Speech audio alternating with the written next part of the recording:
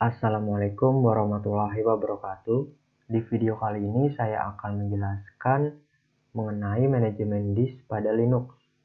Oke, langsung saja ke pembahasannya. Manajemen disk pada Linux merupakan tool bawaan Linux yang biasa digunakan untuk membuat atau mengatur partisi pada harddisk, berguna untuk menyusun file pada harddisk agar terlihat lebih rapi dan mudah menemukan file yang dicari nantinya. Pada sistem operasi under Unix seperti Linux, tidak mengenal adanya drive C atau drive A, karena pada Linux menggunakan sistem hierarki dan penyatuan direktori di dalam direktori, dan memperlakukan file. Direktori dan device drive termasuk floppy dan CD-ROM sebagai file, sedangkan device drive untuk disk drive ditempatkan pada direktori dev atau direktori tempat semua device. Dan di disk drive yang belum dikenal tersebut harus dikenalkan atau dipasangkan pada suatu direktori agar bisa dibaca dan digunakan. Itu. Dalam manajemen disk tradisional sistem operasi, kita akan mencari disk apa yang tersedia, seperti dev SDA, dev SDB, dan lain-lain. Dan kemudian melihat apa partisi yang tersedia pada disk, seperti disk SDA1 dan disk SDA2. Sistem file yang didukung oleh Linux.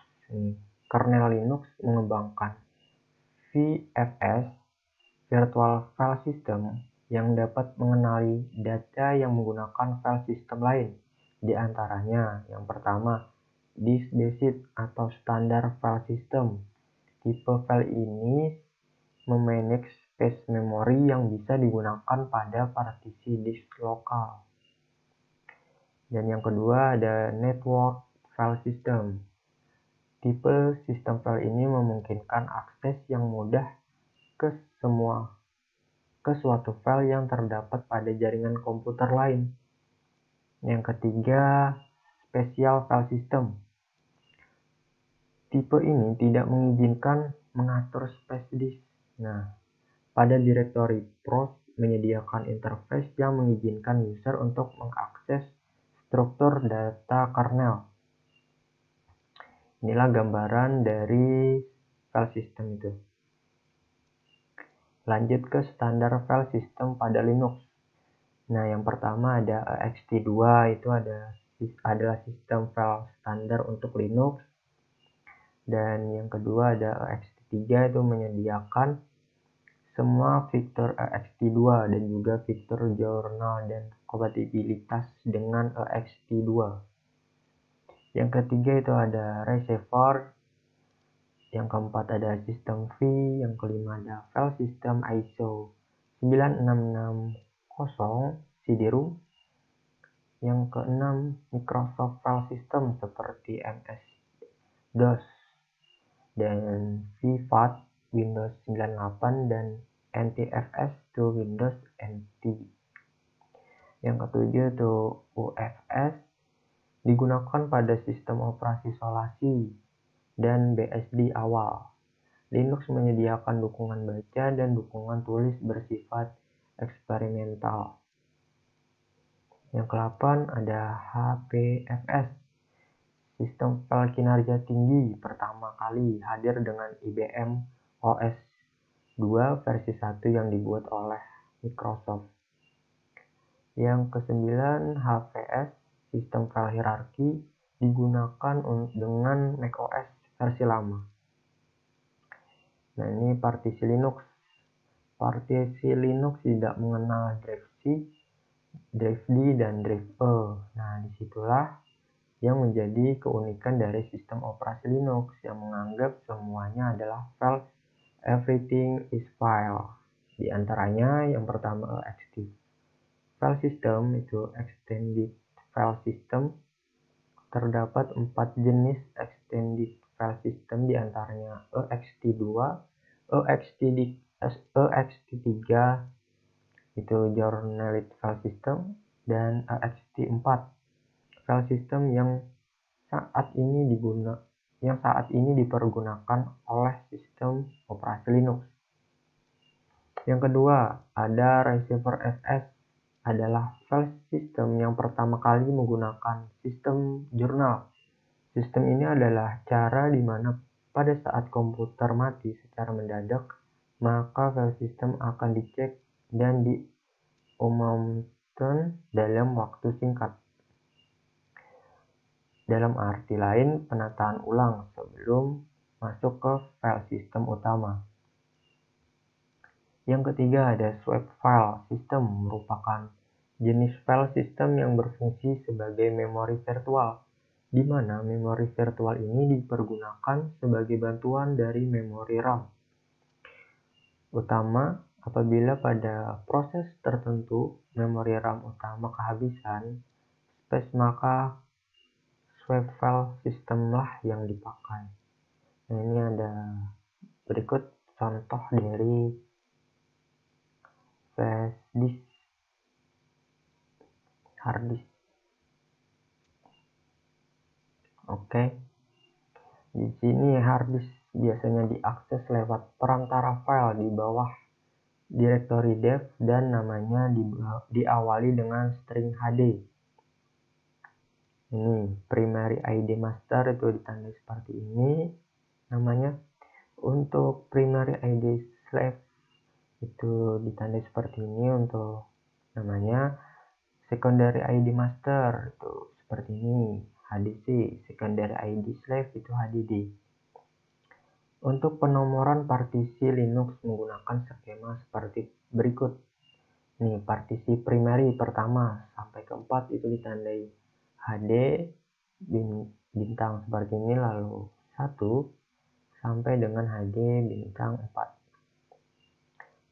Partisi logikal pertama sampai keempat itu, oh ini salah, ini harusnya kelima